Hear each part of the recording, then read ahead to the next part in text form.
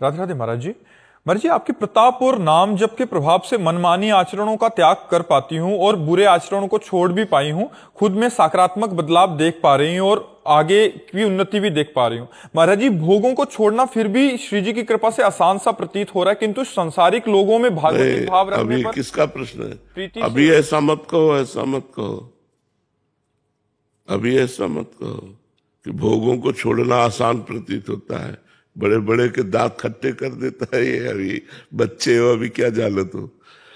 जिस समय वेदनाएं जागृत होती हैं, अभी तो तुम बच्चे हो, जब वेदनाएं जागृत होती तो अच्छे अच्छे भजनानंदियों के मन को मत के और भोगों की तरफ प्रवृत्त करने की ताकत रखता है काम। अभी तुम जानते कि अभी युद्ध ही नहीं किया, अभी युद्ध ही नहीं किया। आपकी क्या, भगवान शिव की समाधि को भंग करने की ताकत कामदेव रखता है। और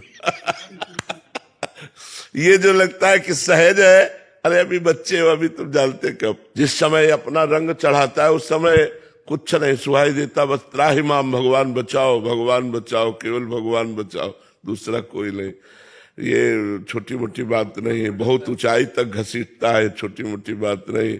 ये जो माया सब जगह नचावा और जास चरित लखी काहे न पावा। शिव विरंचिका मोह को है बपुराल, अस जिए जाली भजी मायापति भगवान। अभी बच्चा हो इसलिए अभी तुम्हारे युद्ध नहीं हुआ, इसलिए तुम नहीं जानती हो। या तो विषयों में पड़ा है, अभी विरोध भाव प्रकट ही नहीं हुआ, या भी सामना नहीं पड़ा। जिस दिन सामना पड़ेगा उस दिन पसीना निकल आएगा। ऐसे वीर है कि बड़े बड़े योगियों को भी क्षुब्ध कर दें। औरों की तो बात जाने दो, ये काम क्रोध साधारण वीर नहीं, इनको साधारण ना समझो। अभी तो जैसे उसके क्षेत्र में गिरे पड़े हो तो उसकी नजर ही नहीं है, और जब ये देखा कि हमारे क्षेत्र से निकल करके जाने वाला है, तब जो बाण संधान होते हैं, फिर वो पता चलता है तो ऐसे हाथ उठा देते, ना ना भाई हम लड़ने लायक नहीं है, हमारे भगवान हमें बचावे तो हम बच सकते नहीं, हमारी सामर्थ्य नहीं है। महाराज जी, कोई कहे अगर कि इस काम क्रोध को मैं परास्त करके अपने साधन बल से निकल जाऊंगा, तो ये मतलब एक महात्मा 20 वर्ष से पेड़ की छाल सूखी हुई खाते थे। किस लिए? काम विजय के लिए। कि किसी भी तरह का शरीर में पुष्टता ही ना होगी तो काम क्या करेगा। अवस्थि मात्र हुए रहे शरीर, हड्डी हड्डी शरीर में रह गई थी, और तपस्या करते सूखी छाल जो पपड़ी होती है ना वृक्षों की, वो मार पाते थे। और बस कोई भोजन नहीं, कोई पत्ता नहीं, कोई फल नहीं, कुछ नहीं। तो ऐसे हो गए थे।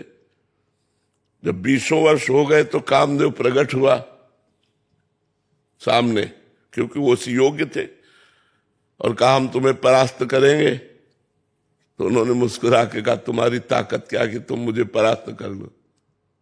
बोले अच्छा चलते हैं। चला गया काम। दूसरे दिन जहां वो पपड़ी खाते थे ना, वहां हलवा लगा मिला, हलवा।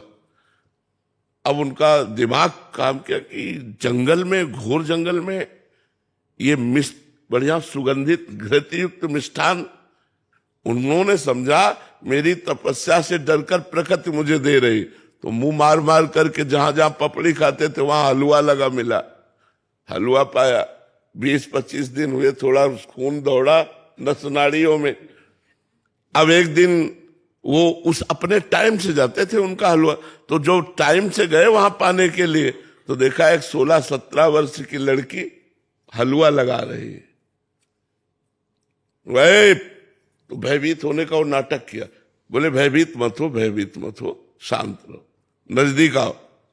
जो ही देखा तो कमल नयनी सुंदरी नजदीक छम छम करती हुई पायल महाराज की छाती में कुछ होने लगा। महाराज ने कहा कि तुम डर क्यों रही हो निडर होकर, ये हलवा तुम लगाती थी? हाँ महाराज, आप जैसे तपस्वी की सेवा हमारी सामर्थ्य कहाँ की आंख मिला के कर सके कि मैं आपके सामने जाके हलवा परोस सकूं, इसलिए छुप छुप के। बोले आज से छुपने की जरूरत नहीं है और पेड़ में लगाने की जरूरत नहीं, सीधे ले आया करो पात्र में हलवा। 10-5 दिन और हलवा पाया सीधे। अब तो काम वेदना अंदर जागृत हुई। उन्होंने कहा देवी तुम्हारा ब्याह हुआ है? तो उनका नहीं महाराज। तो बोले मेरा भी नहीं हुआ। तो बोले मैं आप जैसे महान तपस्वी को पति रूप में प्राप्त कर सकूं ये तो मेरा सौभाग्य है। तो उनका फिर बोले एक शर्त है, हमारी माँ जंगल के बाहर रहती है और उन्होंने कहा पति वही बनेगा जो अपना मुंह काला करवा कर हमें पीठ में बैठाल कर वहां तक ले जाएगा। बोले कर सकता हूं मैं।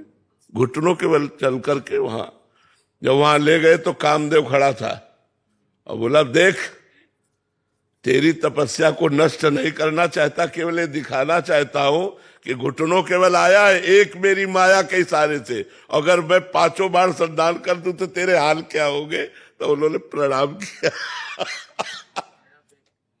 माया भी विजय पाना बहुत। अरे बिला भगवान के लिए देवी ऐसा गुणमयी मम माया दुरत्तया मामे वे प्रपद्यन्ते माया बेताम तरंतिते।